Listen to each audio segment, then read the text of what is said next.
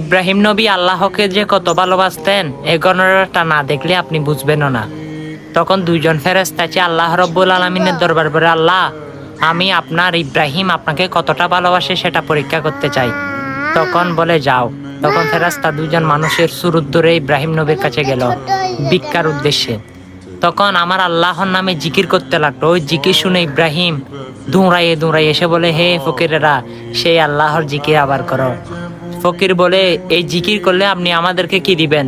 তখন ইব্রাহিম নবী বলে, আমি আমার সম্পত্তি থেকে অর্ধেক সম্পত্তি তোমাদের নামে দিয়ে দেব। সুবহানাল্লাহ। তখন সেই অর্ধেক সম্পত্তি নিয়ে চলতে লাগলো। তখন সে ফেরেশতা জিকির শুরু করলো এবং অর্ধেক সম্পত্তি ইব্রাহিম নবী তাদেরকে লিখে দিল। তারপর আবার চলে যাই। কতদূর যাওয়ার সময় আবার ইব্রাহিম নবী পিছন থেকে ডাক দেয়, এদিকে আসো, তোমরা আবার আল্লাহর নামে জিকির করো।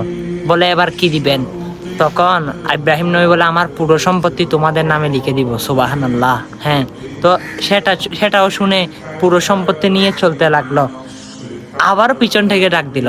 তখন বলে, এই আল্লাহর নামে জিকির আবারও শোনাও না, অনেক মধুর লাগতেছে। তখন ওই ফেরেশতারা বলে, হে ইব্রাহিম, এখন তো তোমার থেকে কোনো সাই সম্পত্তি নাই, তুমি আমাদেরকে কি দিবে?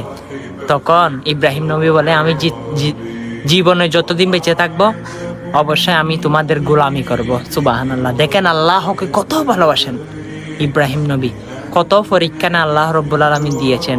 কোনো পরীক্ষায় পড়লে সেটা দূরে ঠেলে দিবেন না, সেটা আপনার জন্য নিয়ামত। আল্লাহ আপনাকে পরীক্ষা করতেছে। সুবহানাল্লাহি ওয়া বিহামদিহি।